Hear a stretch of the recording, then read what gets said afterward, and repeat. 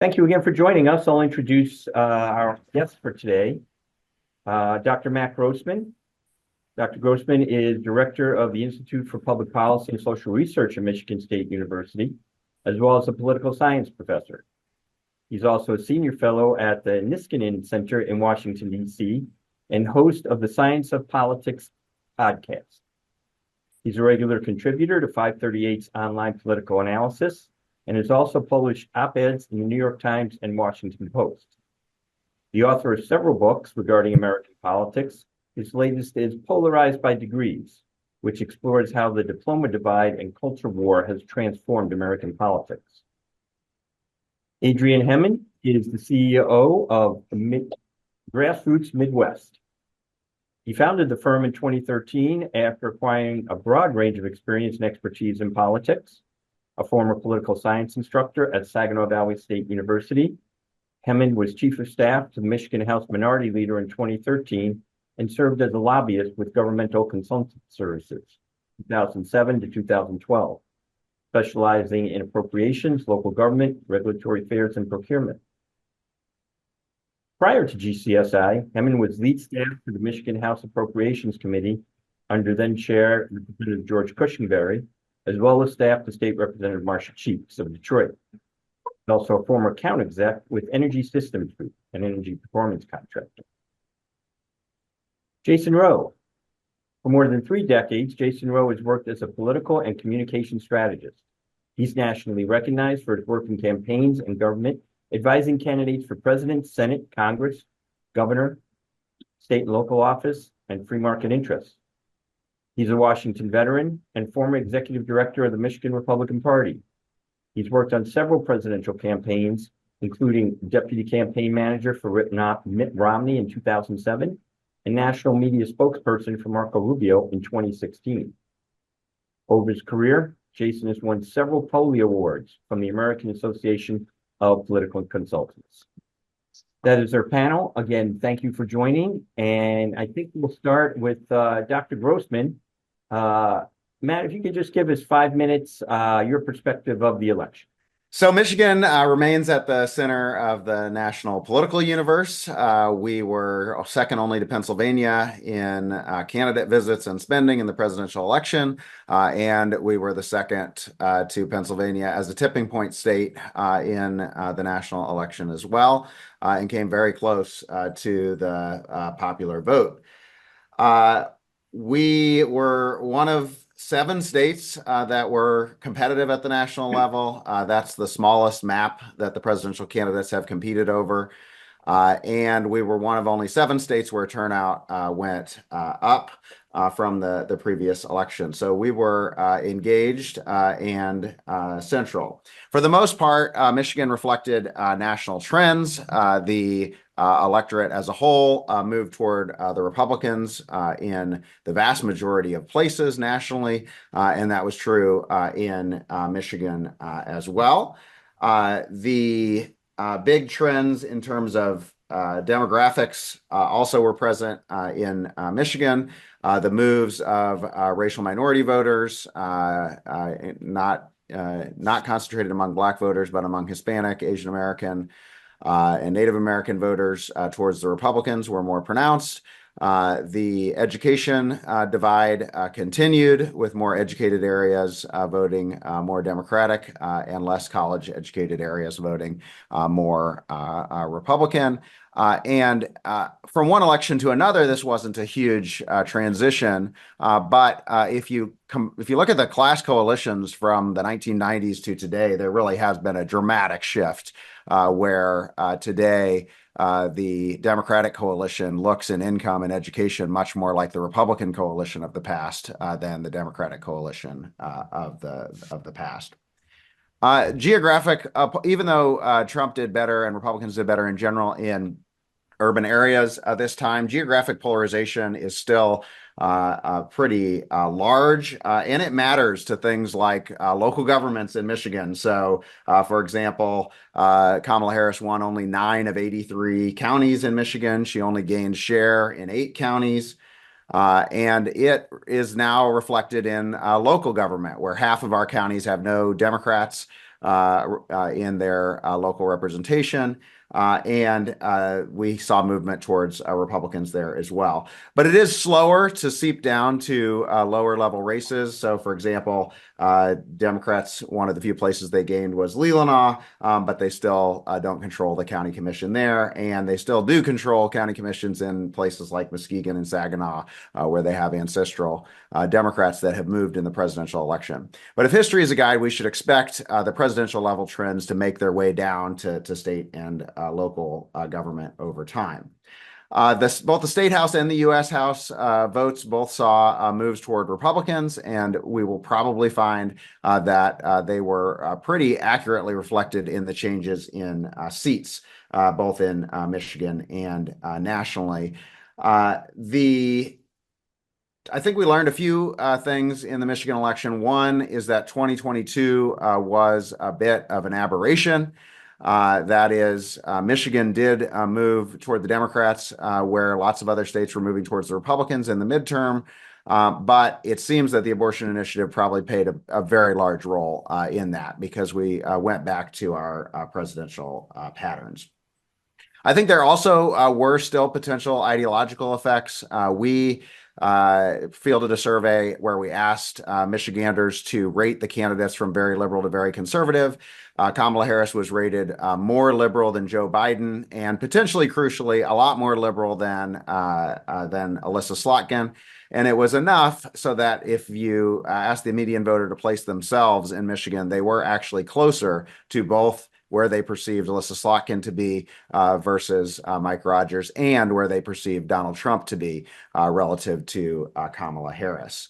We also asked some questions that I like about the extent of social change. We asked people to agree or disagree that by accepting diverse cultures and lifestyles, our country is steadily improving, or that our country is changing too fast, undermining traditional American values. And those were even more strongly related to voting this time than in 2016, when they took on a real strong association. I like to bring that up just because we are focused on policy, and it is true that there is policy voting and that people moved against the Democrats on immigration and inflation. But there also is this just broader view of the direction of society and social change that is increasingly dividing our electorate. We also had polling misses again. They were not large, but they were in the same direction as the previous two elections. They not only did they miss overall, but they also missed on race again in the same directions. They overestimated Republican gains among Black voters, but underestimated Republican gains among white voters and Hispanic voters. So we have pretty small polling error, but obviously enough to be quite crucial and to maybe give us an inaccurate picture of the electorate going in to the election. We still have closely divided elections and an electorate. We haven't had a 10-point win in the popular vote for the presidency since 1984. So we have been fighting between the 45-yard lines here for 40 years. But that doesn't mean we can't see big change. We also have big reactions against the incumbent party. And that can be true at the state level as well, where unified party government, which the Democrats had for the first time in 40 years, this cycle does tend to actually move voters against that party. And so the election results were consistent with that pattern as well. Thank you, Matt. Appreciate it. Adrian, you're next. Great. My takeaways from this election, I'm going to talk a little bit about like what actually happened, a little bit more about why it happened. So it's obviously a narrow but decisive win for Donald Trump in the popular vote. When I say decisive win, he swept the swing states where the two parties were competing, and won pretty convincingly. Couple of reasons for that. Overall, obviously, very strong Republican year. Largely due to severe brand damage to Democrats that I'm going to talk about a little bit here, and an extraordinarily unpopular president who waited far too long to get out of the race. were sort of the defining characteristics of this race at a national level. And obviously that's got down ballot effects everywhere. Once you get to the level of county commission or even state representative, most voters don't even know who those people are. And so they're going to be dragged along by what's happening further up the ticket. So that brand damage to Democrats that's been sustained really over the last decade, coupled with a super unpopular incumbent, put them in a really, really tough position and certainly cost some down ballot Democrat seats where they might have otherwise prevailed. In terms of the overall results, come January, we're going to have a Republican president, a Republican Senate, a Republican U.S. Congress. We'll also have a Republican state House here in Michigan.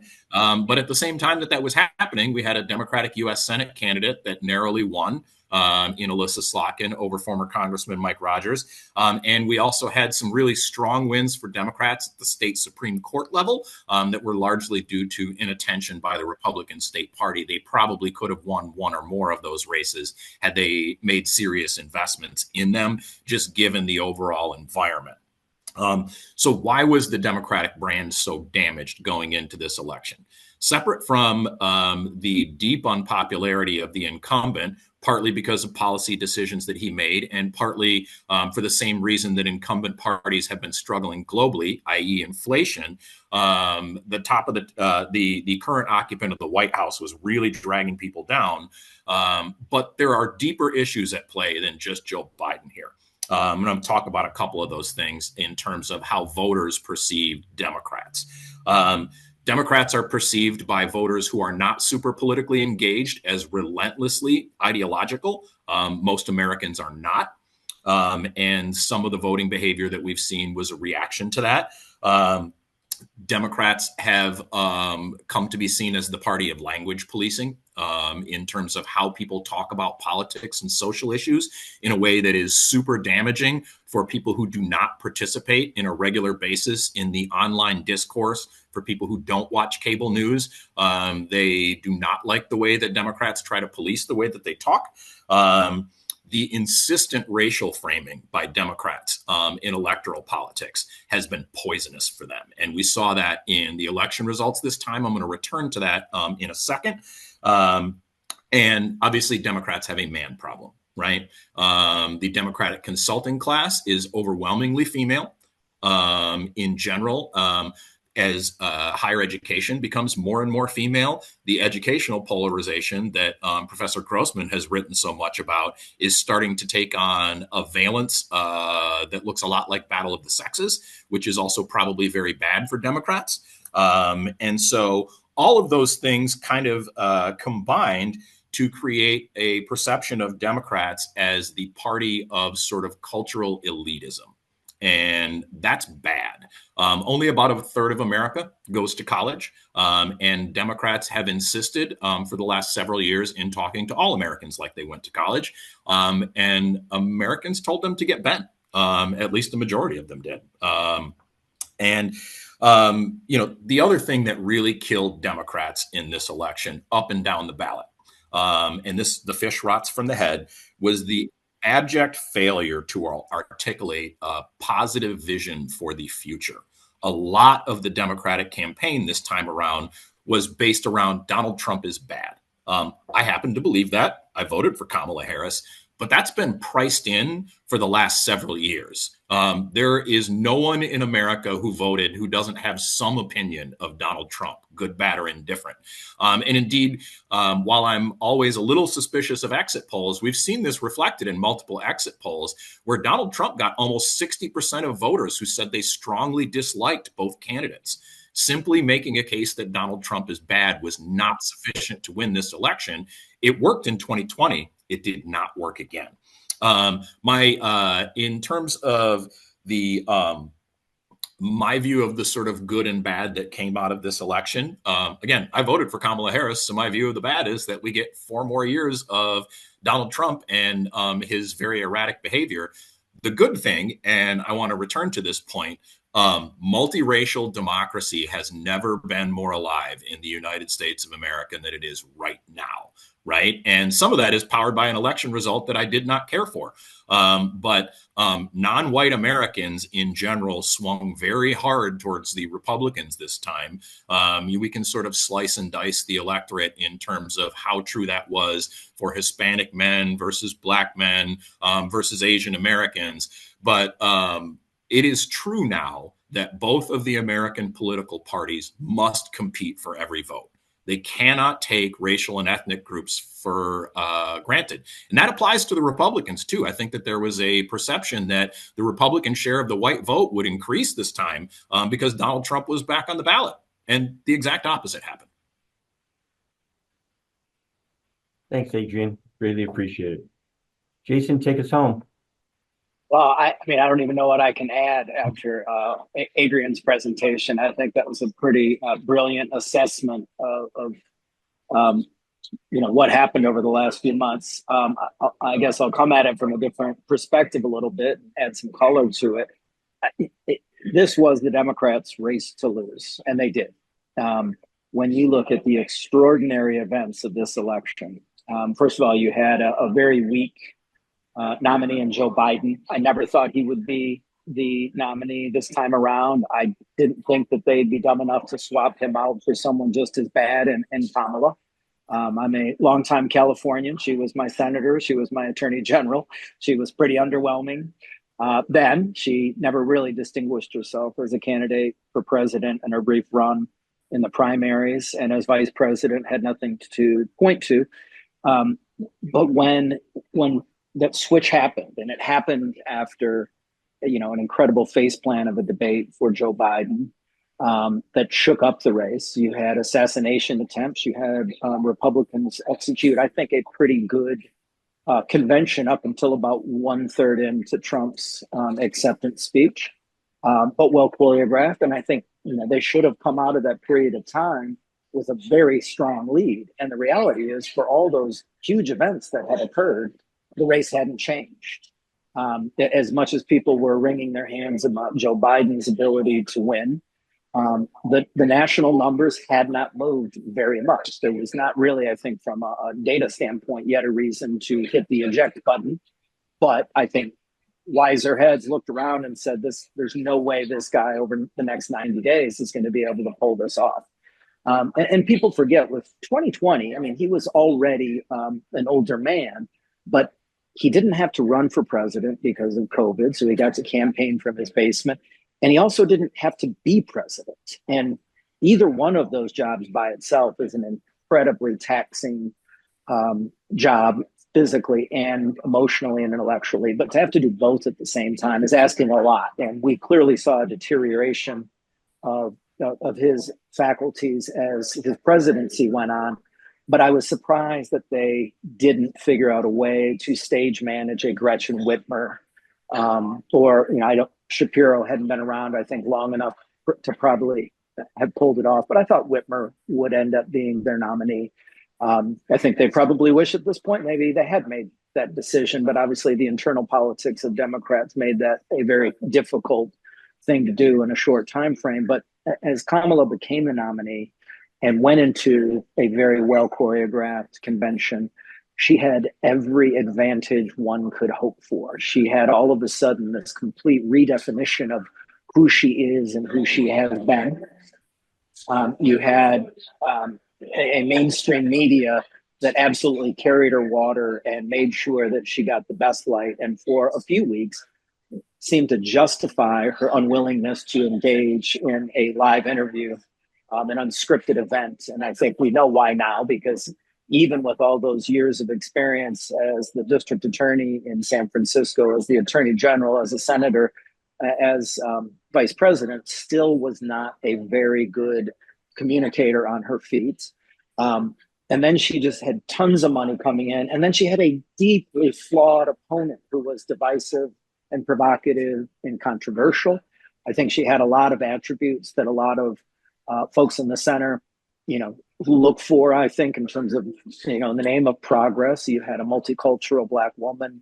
You had a woman that I think seemed to inspire people on the left and even in the center and young people. And I think you started to see demographically some numbers changing, particularly amongst young voters who were not quite down with grandpa when Biden was the nominee, but she was exciting and you saw a lot of momentum. And then you just saw for about 6 weeks, she couldn't do anything wrong, but you did see the media start to turn. But one thing I felt throughout that is this is still a race, because no matter how good things have been for her, the numbers still never move. Just as Trump should have opened a 3 to 5 point lead, there was a period of time where she should have opened a 3 to 5 point lead. And my feeling at that point was, it's not that people are undecided, it's that they're undecided on her. If they are undecided, that means they are willing to vote for Trump, and they're probably planning to vote for Trump, unless they can see something in her that gives them the confidence that this is a chance worth taking. And she never gave it to them. I think with all of the inflation of her political talents in those weeks when she finally sat down for interviews, they weren't good. She wasn't prepared for the most basic questions that a candidate like her should have been, in particular, what she would do differently than Joe Biden. I mean, she created zero separation with a president that was somewhere between 35 and 40% approval rating, and she was doing worse than him before she became the nominee, wasn't prepared to create that separation. And then just kind of kept rolling out celebrity after celebrity. And believe me, I had a lot of anxiety as a Republican, the down ballot effect of getting the Swifties mobilized and getting a lot of huge name celebrities that often stay out of the political fight jumping in. Like she had everybody in who was a celebrity, or what was, sports or movies or music, etc. You had the Brat, Summer, and Kamala's Brat. You had so many of these things going on that it just seemed like, one, I thought the Trump campaign was unprepared to respond and was flailing a little bit, trying to lay a mark on her, even though she had an incredibly liberal record throughout her career. And I think because the media was shaping the narrative, things were not looking good. And I will tell you, not being a Trump person or working for the Trump campaign, but working on congressional and state legislative races and trying to measure what this was going to mean, I was very nervous. I was also a little undecided about how abortion would play in this election for a couple of reasons. Intellectually, before the heat of battle, I never thought they could replicate in 2024 in Michigan what they replicated in 2022. It was the first election after the Dobbs decision. There was a supercharged reaction to that ruling and what it meant. You had a ballot initiative and you had huge amounts of money being spent for Democrats. And, people sometimes forget. I'll have national reporters call me and ask me about Gretchen Whitmer's popularity. And what do you mean when you say popularity? Well, look at her election result. Well, that's not a reflection of a popularity. I mean, she was, an approval rating mid-40s up until about the time that Tudor Dixon became the nominee and the race started to take shape. But the reality is she outspent Tudor Dixon in combined spending for her, and 80 million to 8 million. There's a 10-to-1 spending advantage. And then when it came to Prop 3 and in the abortion initiative, amending the Constitution, I think it was somewhere in the neighborhood of 60 million to 20 million. So you had a huge resource advantage on the other side, and they were on college campuses and they were messaging and moving women to turn out and vote. And so you had an exceptionally high watermark in some Democratic coalition blocks in 2022 that I thought to myself, well, it's a presidential year. That's going to be normal in a presidential year.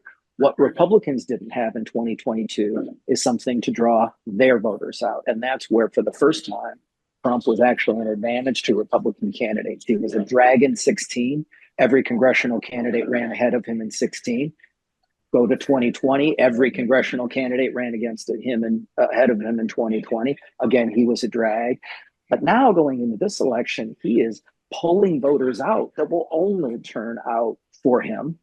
And so, as we talked about early on in the polling, it was hard to measure that. There was only so much course correction that pollsters could do. And there was a lot of movement going on in the traditional coalitions that no one's ever really seen before. I think you saw a surprising result with Gen Z, and I think the cost of living was far more important to that demographic than people thought about. I mean, when Adrian and I were going to college, $20 would get you pretty drunk on a Thursday night, and $20 today will get you one craft cocktail and maybe two craft beers. These kids that are looking at their future as young professionals and getting jobs are looking around, thinking about how difficult it is to get by. And so when you make 70% of your campaign about abortion and 30% Donald Trump is bad, they're not really hearing anything that motivates them. And so I thought Gen Z performed a lot better for Republican candidates than I anticipated. I think a lot of people did. I also think that with college-educated suburban women, where Republicans were really suffering, they didn't suffer quite as much as expected. The backlash wasn't as severe as I think a lot in the media and on the left were cheering for, but not necessarily empirically seeing. And even going into to election day, I called some of my friends pretty high up in the Harris, Michigan campaign and asking them what's going to happen. I mean, I wouldn't predict any outcome. I just was unwilling because there was so many variables that I didn't truly feel like I understood how they would shake out. And when they didn't even trash talking have a positive view of things. I mean, literally one of the people said, I thought you could tell me.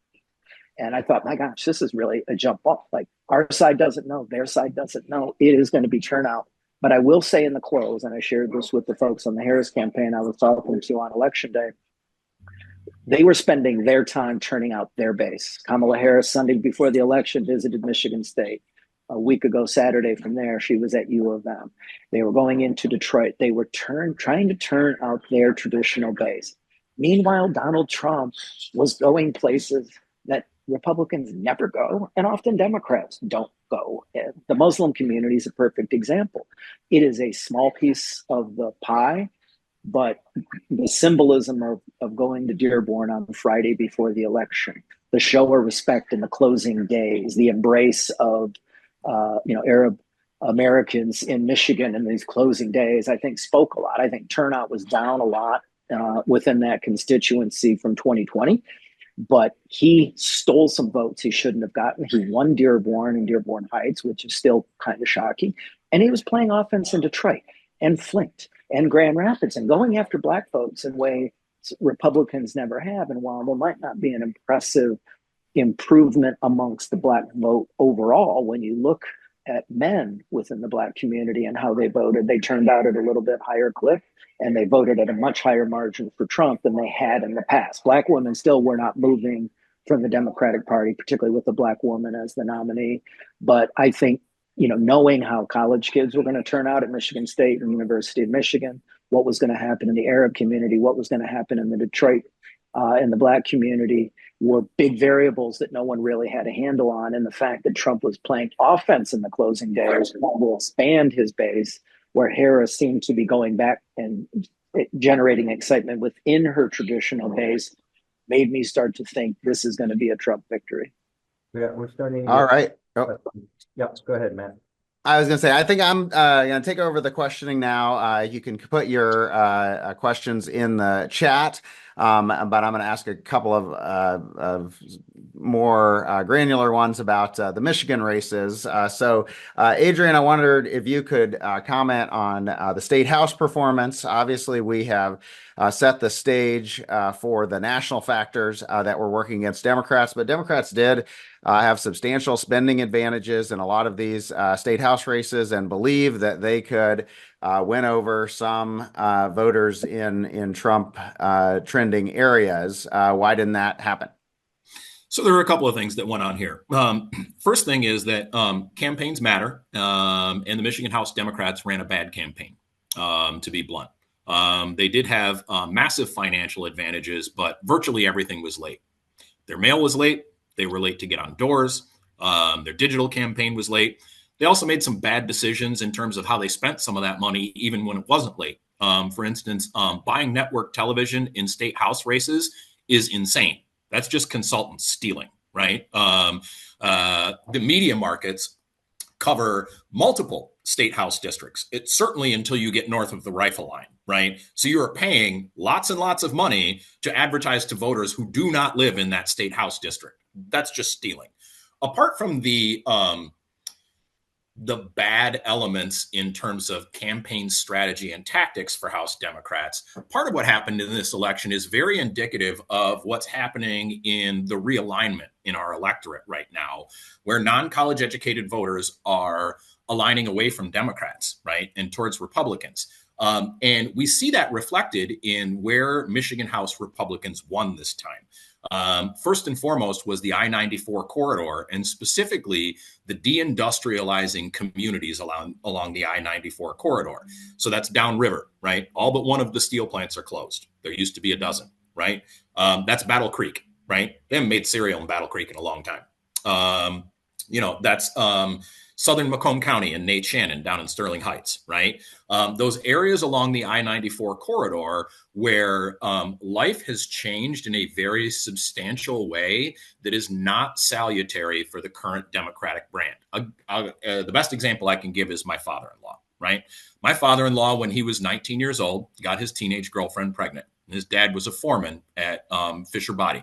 So he grabbed his son by the collar and he marched him down to the line and said, "Congratulations, you're hired."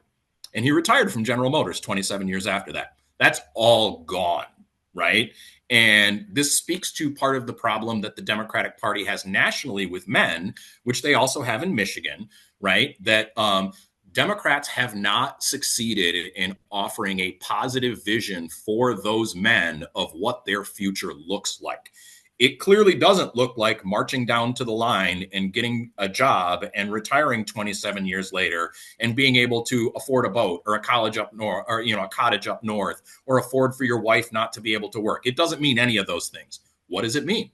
Democrats weren't able to answer that question. The one other place that they lost in the state house was the last House seat standing in the Upper Peninsula, which looks an awful lot like that, right? And Democrats did well in the city of Marquette with its university and with people who have realized that the Upper Peninsula is very beautiful and they have high-speed internet, so you can work remotely from there. But they got massacred outside the city of Marquette by those same men. Jason, you helped Tom Barrett swing the only U.S. House district to change hands in Michigan. It did go from a slight Biden district to a slight Trump district, but it looks like Barrett outperformed Trump in the district. And at least what I looked at looked like Alyssa Slotkin still won that district in the Senate race. So what were kind of the particular dynamics there that you think mattered? Well, for starters, I'd go back to, there was a lot turning out Democratic voters with Proposition 3. And, one thing I've been saying going into 2024 is show me a politician nationally who lost based on their position on abortion. No candidate that I can find in 22 and now in 24 lost because they were pro-life. Ballot proposals in those states passed overwhelmingly, but I haven't seen a candidate suffer. But what has happened, and particularly saw this in 22, is it turned out a bunch of low propensity voters that don't normally vote, and those voters were Democrat and they were pro-choice. So it was more the turnout model went against a Republican, not that I'm going to go and vote against this guy because he's pro-life. So you had a better political environment going into it. The other thing is, listen, I don't take anything away from Alyssa Slotkin. She's an incredibly talented politician, an incredible fundraiser. I think she used her congressional office very effectively to help with her wins. But when you look at the three races that she won, in 2018, she took on, this was the first kind of Trump reaction election, Oakland County. If Michigan wasn't the year of the woman, certainly Oakland County was. You had all three statewide women for governor, attorney general, and secretary of state win overwhelmingly in Oakland County. You had Stevens and Slotkin win the congressional seats. You had 2 Senate seats and a couple state legislative seats, all fall to women. And Mike Bishop, who wasn't really a Trump guy, but had to carry the Trump baggage because nobody was speaking out really against him, got outspent 2-1 as the incumbent, but she only got 50.1% of the vote. Then you fast forward to the 2020 election against Paul Young, who never got any support from Washington, was not well funded, didn't have a lot of the relationships to run a credible campaign. He got outspent 3-1, and Slotkin got, I think, 50.7% of the vote. So again, just barely over 50%. Then you fast forward to 2022. I talked about the spending advantages of Whitmer in Prop 3, but Slotkin spent $12 million to Barrett's 2.7. And we couldn't even go on broadcast television in Detroit, which is Livingston and about 30% of the district, because we didn't have enough money. We weren't even competing on a similar level with Slotkin. And so she had good, tailwinds, and she had a lot of resources, and we're going against an incumbent. And she also really worked Livingston County well. I mean, she was well known. She's 6 years in. She passed out earmarks to fire departments and police departments and other local organizations with maybe a right of center tilt to them, and overperformed for a Democrat. And so having an open seat with a very partisan Democrat, for whatever his ad said, I think all of us that have worked in this or in the media know Curtis Hertel is a very partisan Democrat, and he's got 22 years in elected life. One of the things I enjoyed just from a messaging standpoint is having a guy who served 22 years in the Army versus a guy who served 22 years as a politician. And then the copy on that stuff writes itself. I also think, and I see this a lot, is state legislators make the jump to Congress and they think the difference is just more resource, costs more and there's more people. But it is a different game, and things that you could kind of get away with as a state legislator, you can't always get away with as a congressional. And so I think the spotlight's a little brighter. There's more resources of outside groups and media that will pay attention to your failings. And so Curtis made a few missteps early on in the campaign that ended up being big messaging points later in the campaign. And I don't think he was prepared for that. He did have the money advantage, but not on the scale. I think Barrett will end up having raised 4.9 million compared to his 2.7. And I think Curtis will be somewhere around 7.5 to 8 million. But with all the outside groups, that's $40 million. But one thing that, I would pick up from people, given this is Lansing is the center of the district and lots of lobbyists and political professionals and policy people. And so their opinions, matter to me as professionals that see the advertising. Tom was talking about issues that affected the everyday lives of people. And, Curtis started there. And I thought his regular guy first ad with him drinking a beer in a bar, I was worried. He's hanging a lantern on who he is, and he's not going to out sexy, Tom, the helicopter pilot, but he's going to hang a lantern on who he is. But then he got kind of, sticky with the ads after that, with the regular guy beer and that stuff. I think if he had kept a more serious tone, she would have scared me a little bit more. But then it just like he abandoned ads and messaging that defined him and went right to abortion, right to, the extreme attack ads. And we were worried because our negatives were pretty high because of a lot of the abortion advertising and the pharmaceutical hits. And Curtis's weren't, but he was also incredibly undefined. We hadn't defined him, but he hadn't defined himself. And so as we got later in the campaign, we realized as we started defining him, we were going to solidify where we were going in this race.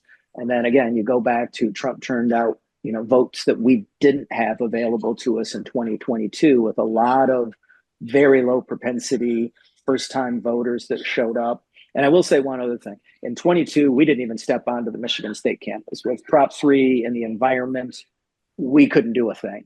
This time, we hired a campus-specific staff person. We were making inroads wherever we could. And it's hard even to get information on campus when you're a conservative Republican in a campaign. But we tapped into the fraternities and the sororities, and we started doing tailgates and connecting with some people. But one thing we found out is these Zyn nicotine delivery packets are a big thing with the bros. And so we geo-fenced Michigan State and had organic ads with Tom talking about protecting Zyn, because there's some Democrats talking about banning Zyns. And when Tom would show up at a fraternity house, he was signing the Zyn packs with autograph. Like one house, he signed 25 of them. And so I think we were able to mitigate some of that Gen Z turnout that we were worried about by getting the bros to turn out. But I'll tell you, I spent the day at Brody coming in and out. There was not a lot of activity. There was not a steady stream.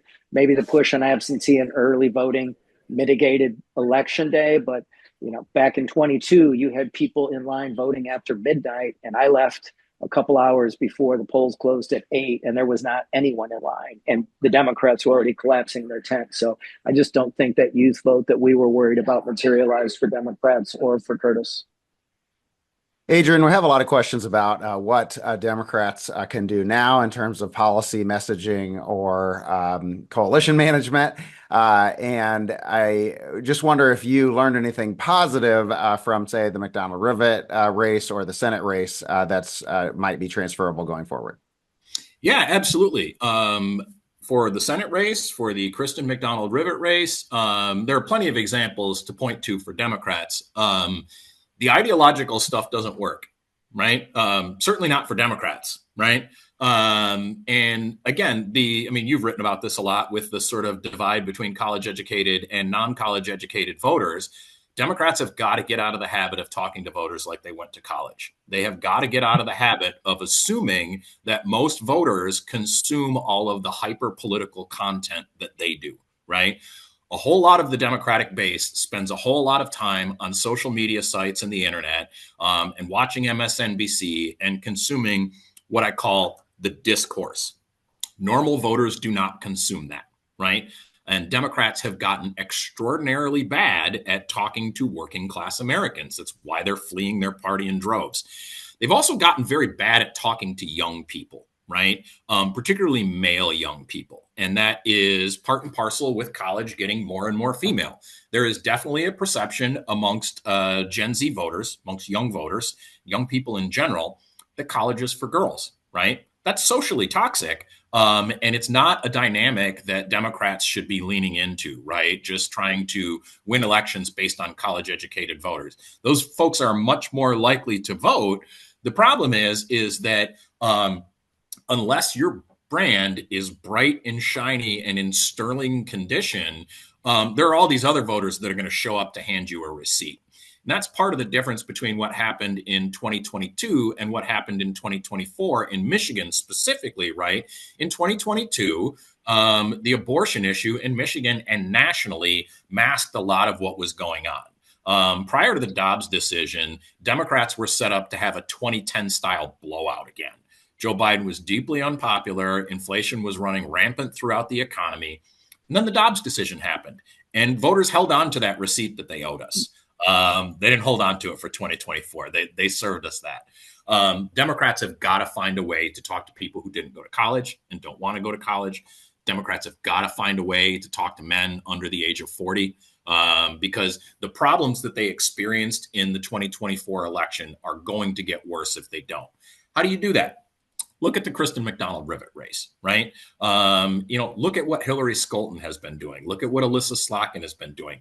They've been talking about issues that impact most Americans on a day-to-day basis, right? I saw a question in the chat earlier about why the two presidential campaigns ignored the climate change issue, because that is not an issue that impacts everyday Americans in a way that they can see on a day-to-day basis. It impacts them, right? Like, we have a bad storm event. Maybe that was due to climate change. How many times a year does that happen, right? The price of groceries is every day. The price of gas is every day. If you have a crime problem in your community, that's every day, right? Look at what happened on the Texas border with Hispanic voters in many of these majority Hispanic districts that swang hard against Democrats because of Democrats' refusal to engage with the border issue.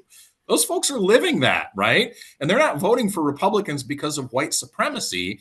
They're voting for Republicans because Democrats aren't taking a serious issue in their community seriously. And so I think that the first thing that Democrats need to do is they need to call their consultant class, right? The Democratic consultant class is part of what is driving this. And the second thing that they need to do is they need to sever some of the connection from the groups, right? Groups that are engaged in issue advocacy around particular issues are always going to be more extreme than the median voter. And you're running campaigns to capture the median voter. That doesn't mean that you can't dance with outside groups. That doesn't mean that you might not sometimes align with their policy positions. But Democrats need to learn how to tell the nonprofit industrial complex to get bent when it's bad for them politically. And they have not learned how to do that because the nonprofit industrial complex is where our consulting class comes from. So we need to do a little bit of culling within our own tent to make ourselves more presentable to normal voters who don't go to college. Because right now, there is a perception amongst Americans that did not go to college that Democrats are talking down to them and look down on the way that they live. And they are correct about that. That's a problem that we have to fix. Jason, the upside of the educational changes for Democrats is turnout in non-presidential years, which used to benefit Republicans and now seems to be benefiting Democrats. And we had a question about, there was an increase in these low propensity Republican voters in this election. How likely is it that they'll stay with Republicans and vote in non-Trump years?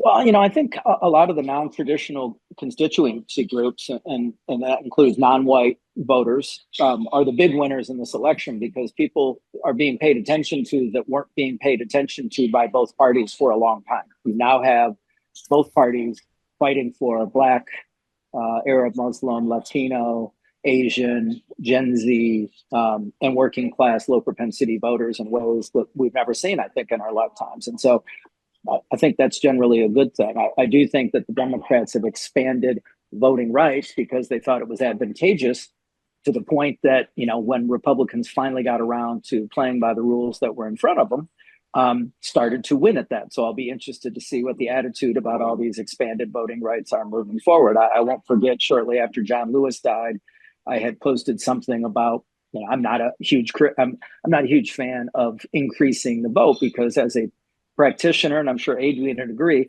as we get closer to the campaign, the fonts get larger, the sentences get shorter, and the messages get dumber, because we are trying to reach the people that are not reading the paper, paying attention, engaged in our civics. And so we are asking the people least plugged in to decide our elections in those final weeks. And I don't think that's healthy to force people that aren't paying attention to flip a coin and decide which side they're going to vote for based on how well Adrian and I manipulate them in the mailbox or with some TV ads. So I was criticizing this, and my friend, who is a Black Democrat female, texted me and said, "Don't you think that's insensitive to post so soon after Mr. Lewis's passing?" And I said, "Did it occur to you that these people that I'm talking about just elected Donald Trump? You realize that, right?" And she said, "Oh, I hadn't thought about it that way." Now, Democrats have been pushing this, thinking it was going to be their benefit. We now have 3 elections at the presidential level that show it hasn't been beneficial. Now, to your question, do they stick around? I think that depends on what Donald Trump does. Regardless if someone would say that Trump is over-interpreting his mandate, but I'll tell you what, he ran on deportations. He ran on building a wall. He ran on a lot of pretty harsh sounding policy positions. And based on his personnel decisions so far, he seems to be following through on them. And I think it's going to be very difficult for Democrats, even in the Senate or in the House, to get in front of this buzzsaw. And if he does some things that might seem draconian and mean for about a year and a half, if those things stable out going into the next election, I think those very voters that turned out on those issues will turn out for him, because they haven't seen anything like it. Listen, I'm not a Trump guy, but I'm kind of blown away at what I've seen over the last 10 days in terms of personnel and the way he's going about things. I'm not predicting they're going to end well, but we've never seen anything kind of so radically transformative so quickly. And I think when you take 2 people like Elon Musk and Vivek Ramaswamy and you give them this official government position, regardless if it is cabinet level or not, do you think they're going to go in there and not come out with some pretty interesting proposals that Republicans in the Senate and the House are going to introduce and bring to the floor, and executive orders are going to go out there? I think we're about to see the most radical change of how government is run in our lifetimes. Adrian, we had a question about starting to listen to what people are interested in now, and another question about kind of how much is under your control as a consultant to change the issue agenda versus go with what issues are at the top of people's minds. So to talk about that a little bit, especially in reference to this year when inflation, it was kind of the top issue from the start, even though Democrats didn't necessarily want to talk about it. Yeah, I'm for listening to voters. And a really good place to start is the places that swung the hardest against Democrats, which are the deepest blue areas in this country where there is a crisis of governance by Democrats, right? Jason made reference earlier to his time in California. He was a Southern California guy. I was a Northern California guy, which is perfect because there are two really good examples of failed governance by Democrats, right? If you had told me 20 years ago, I grew up in Oakland. You told me 20 years ago that Oakland was going to be safer than San Francisco, I'd have laughed in your face. It's true. I'm sure Jason can speak to some of the failures of Democratic governance in places like Los Angeles County, where not only do they have a crime problem, but they also have gangs that are composed of police officers in the LA County Sheriff's Department.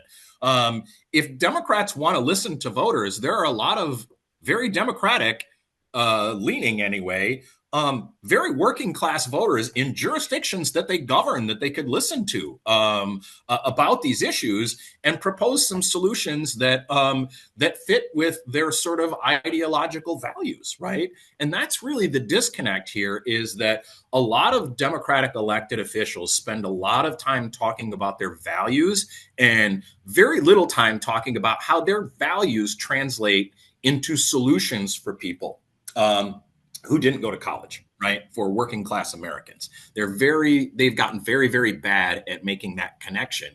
And in some cases, feel like they're being insulted when you insist that they do so. So I think that that's a really good place for Democrats to start, is listening to voters in those jurisdictions and proposing solutions that are meaningful to them.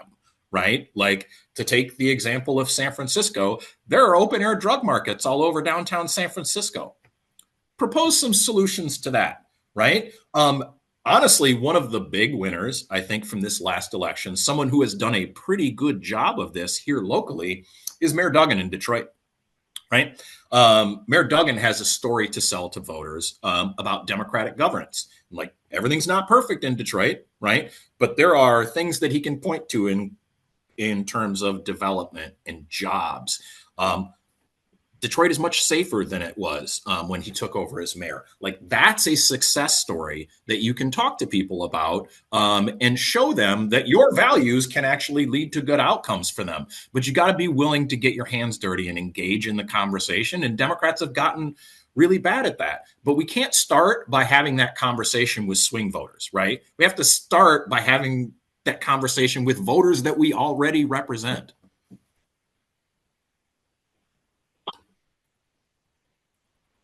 Well, it looks like Mayor Duggan just is announcing that he's not going to be seeking a fourth term as mayor. So breaking news, we might get a chance to see that.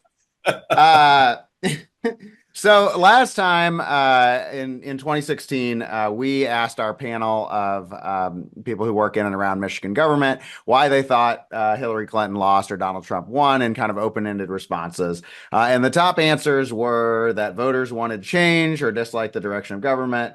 Clinton was unlikable or a bad candidate, economic performance, and sexism and racism. How different do you think the explanations that you hear coming from the political class are this time? Well, I would start with, I just dismiss the sexism and racism arguments.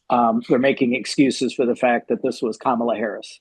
Barack Obama won the popular vote twice. He won the presidency twice. Hillary Clinton didn't win the presidency, but she won the popular vote. I think America is prepared to elect a Black person. I think America is prepared to elect a woman. That doesn't mean they can roll out any old Black woman and everybody's just going to say, thank God, we've been waiting on this one, because there's nothing in her background that told us that she was that. And I think that's part of the problem that Democrats suffered from, is being gaslit about how great Kamala was. And then when she finally spoke, they realized she wasn't quite as great as advertised. And I think, going back to 16, a big part of it is, I mean, listen, we went through a number of bailouts, whether it was the auto industry bailout, whether it was the mortgage crisis.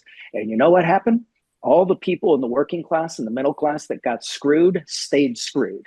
And the people at the top, the powerful, whether it was the auto companies, the auto executives, it was the big banks, any of these guys, nobody went to jail, nobody got fired, everybody just seemed to keep getting richer. And then you take the accelerant, post 16, obviously, of COVID, in which we were gaslit as a people. We were told things that if they didn't know weren't true, they should have known weren't true.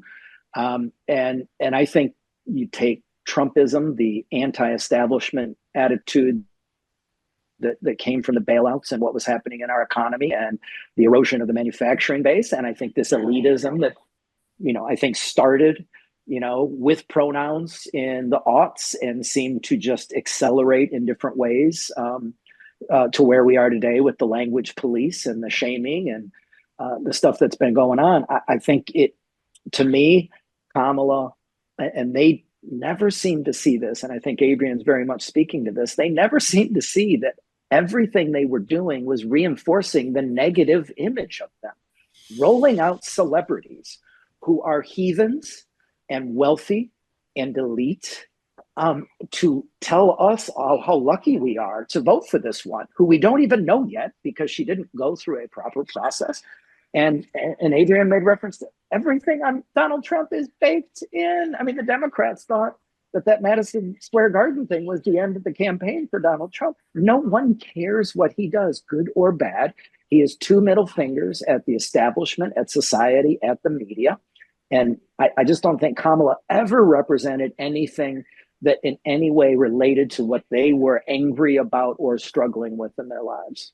I think you made a really Adrian. great point there I want to emphasize, which is our party, the Democrats, have got to find a way to stop denigrating people who have religious beliefs, right?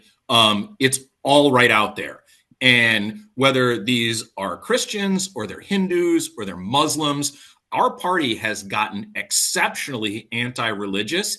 And even to a lot of people who aren't especially religious, that's super offensive. You're already starting from behind. The other thing is the celebrities, right? And COVID's what did that. It's the same reason that trust in institutions is in the toilet. It's the same reason that people care about celebrities less, right? It's frankly part of the reason that people are so hostile to journalists. Those people were all outside the house while I was locked in my house, right? It reinforces this narrative that Democrats think that there are different rules for the good people than for everyone else. There are different rules for us than for everyone else. I can insult and denigrate your religion, but I'm going to try and get you canceled if you say something that you don't like. It's a really, really bad place to be. So one of the go-to explanations or perhaps excuses in 2016 was about the spread of misinformation online. And we have another question about that this time. About it, but I think the broader crux of the question is about how politicians should reach voters who aren't paying a lot of attention and don't trust these traditional information providing institutions. I want to localize it a little bit to just say, we are seeing increased nationalization, particularly when it comes to like a state legislative candidate, even if they are different and do have a different way of talking, issues of importance to them. How are they going to get out that information? The same way they always have, right? I make this point every time we teach a campaign school or whatever, like all of the paid communication techniques that you see are a substitute, right? Politics hasn't changed that much since the ancient Greeks or before. If you really want something from someone, up to and including their vote, walk up to them and shake their hand and ask them for it. And we see examples of this in down ballot races. While Jason was helping get Congressman-elect Barrett sent to Washington, D.C., and Donald Trump was winning Eaton County, the current chair of the House Appropriations Committee, Angela Whitwer, was winning a district that Donald Trump won in Eaton County relatively easily. The Democratic sheriff was getting reelected because they went out and they talked to these voters, right? They didn't insult them or talk down to them. They showed up on their doorstep and had a conversation with them. And even if they didn't agree about every single issue or about factual matters, the fact that they showed up and were willing to have a conversation with these folks as equals is enough, right? You don't actually have to convince every single voter that you're right about everything on factual matters, right? That's what social politics is for. Electoral politics is just how we keep score, right? Get out there and hustle and work for your votes. Well, and I think, a phrase that's been kicked around the last couple of years is team normal. And so when you look at, the Eaton County Sheriff and Angela Whitwer, they seemed normal. They weren't pushing these goofy progressive things. And listen, both parties have their freak shows. My side's got freaks, but guess what? We hear about it all day, from all the national media. Like our weirdos get above the fold treatment. Democratic weirdos not only don't get the treatment, they are treated as normal when they are saying crazy things. And so I think on a large degree, I think the Democratic Party got took hostage a little bit by some of the more extreme activist groups within the coalition. I've heard so much criticism of some of those constituent groups since election, and until here, Morning Joe, you'd think he'd been ringing the alarm about this for the last decade. And I heard this, lecture he went on to the progressive left on some stuff, and I'm like, bro, this is the first time these words have ever passed your lips. There's a lot of reinventing of some of the graybeards on the Democratic side of the debate, but. Being normal, I think everybody's trying to get back to some normalcy. And I think, when you look at Curtis Hertel, his campaign wasn't successful, but what did he lean into? Regular guy, normal. Like, I'm just one of you. I think people are looking for a return to normalcy. And I think, frankly, and this is not popular, and I'm sure it won't be popular with anyone on this Zoom, we got to stop encouraging 100% voter participation, because that's how we incentivize weirdos. Because to get the attention of these low propensity voters that aren't reading the mail, that aren't paying attention to what's in their newspaper or on their nightly news. And we are manipulating using TikTok and social media and text messages. It's not good for our democracy. We are asking people who are not paying attention to make these snap judgments on people based on the worst characteristics of either candidate. And I think if we could stop with the everyone must vote and let people, encourage your voters and, as campaigns, go do your thing. But of all of our institutions to just bending over backwards, trying to encourage this full participation is why your resume and your qualifications and your experience don't matter anymore. It is what you've done to capture the attention of the lowest common denominator of the electorate in the last weeks of a campaign. This was also the first time for the voters to pass judgment on the unified Democratic majority in Lansing. Did anything break through in terms of what happened over the last 2 years, either positive or negatively? Yeah, I think some of what broke through, I think, is some of the economic development strategy of the Democrats. And we're going to see some of this play out in the lame duck session this year, right?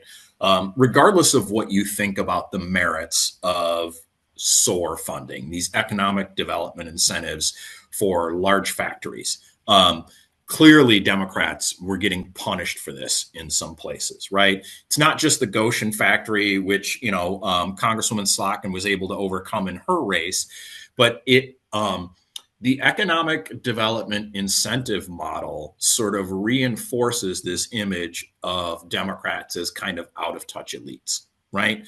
Because for the overwhelming majority of voters, that has no impact for them, right? If you live 100 miles away from where one of these battery or chip factories or whatever, like, it doesn't matter to you. Maybe it matters for the overall economic health of the state, and but that's not a compelling argument to somebody who, again, is not immersed in the discourse, right? Somebody who just goes and punches a clock 9 to 5 every day. They don't care about that, other than the fact that you're giving a bunch of their money away, as opposed to doing something that's going to help in their community. So I think that that's one of the issues that really came back to hurt them a little bit. I think the other thing that hurt them, and this is mostly the House's doing, to be blunt, they didn't do anything this year, right? They showed up at the beginning of the session and they did a lot of big consequential stuff about abortion and repeal right to work and reinstate prevailing wage. Frankly, things that they could have maybe be deployed a little bit more with working class voters. And then they passed a budget. And they didn't do anything. We passed a budget this year, but I can't name a major piece of legislation that has come out of the House of Representatives this year.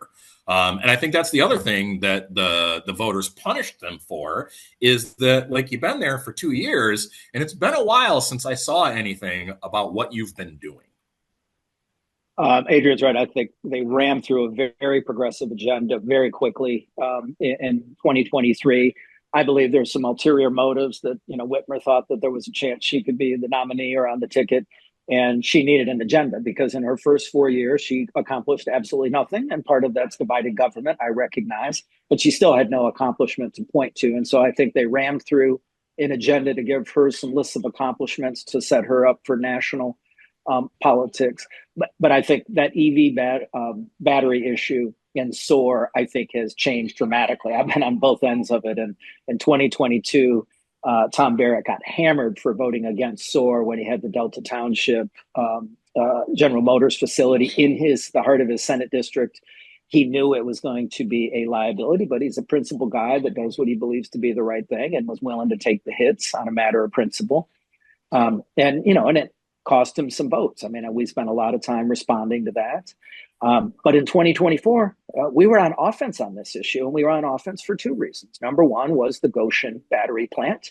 Nobody could understand why we are taking millions and billions of dollars from taxpayers to give to multinational corporations, but then to find out we're also giving it to Chinese communist affiliated corporations right near military installations didn't really sit well.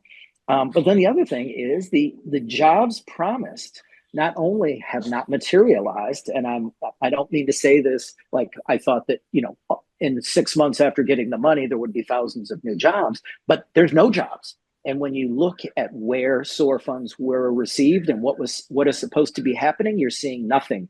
You're seeing idle construction equipment. You're seeing a pullback with General Motors and Lake Orion and Delta Township with Ford. There is a big pullback, and then you find out that a lot of the autos are pulling back on even making EVs because it is not profitable. And not only are these UAW members concerned about the direction the EV market is taking their jobs and the future of their companies, they don't drive them, and they don't know people that drive them.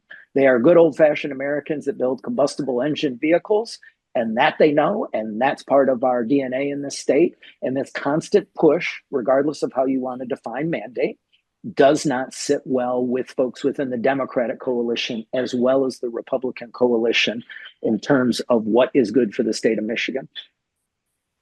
I think we said we would end at 1, even though we usually go to 1:15. So I'll make this the last question and just have you all look ahead to anything surprising that you see coming out. Obviously, we're going to do this all again soon.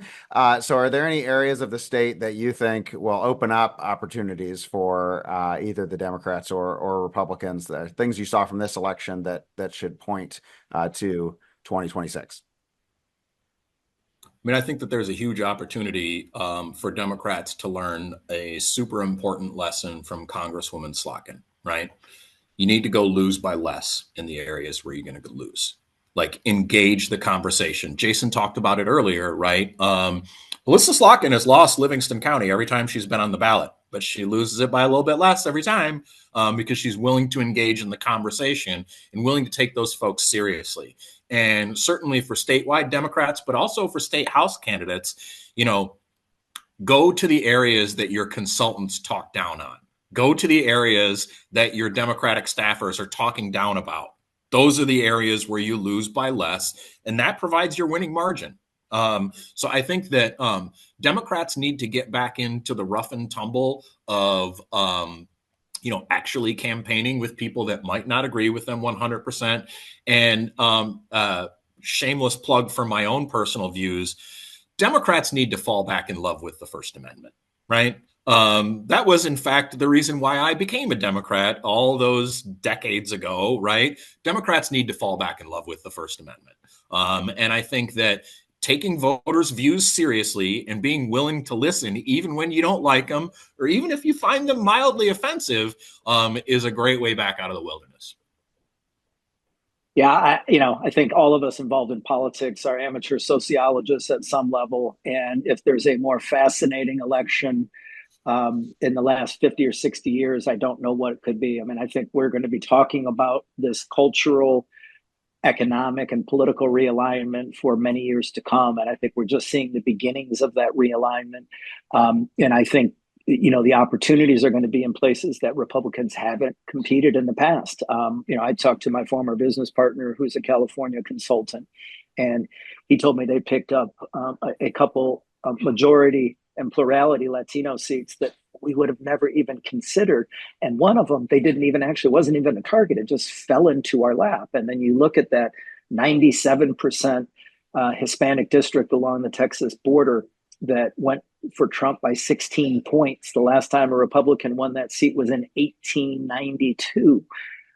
There is something going on, and I do think that the working class and non-white working men in particular there's going to be competition for those votes, and I think it's actually going to be very healthy for what happens in terms of policy making. And that's why I think Trump is going to roll over people in the next few months. And if he does it in a way that his numbers do better, we've never seen him have good numbers, right, on anything ever. I mean, getting shot, I still don't think he was above water on fave unfave. But he could make some things happen. He's so far making a skeptic of me a little more optimistic about him in the last 10 days. But I always remind myself it's Donald Trump and not to expect too much. But I think looking around Metro Detroit, Flint, Saginaw, Kalamazoo, Lansing, there's some opportunities and some things, people that are Democrats today that, those might not be Democrat seats in 2 or 4 years. Thank you so much for joining us. Sorry we didn't get to everyone's questions, but we look forward to seeing you again. And I'm going to plug real quick, if anybody wants to sign up for a panel I'm doing on Friday on national elections. It'll include Tom Edsall and Amanda Iovini and Patrick Ruffini and Rui Texiera. So it should be a lot more of this kind of discussion on the national basis if people want to hear more. So thanks so much for joining us, and we will see you again next time. And thanks so much to Adrian and Jason for joining us. Thanks for the invite. Doing the review. Thanks a lot.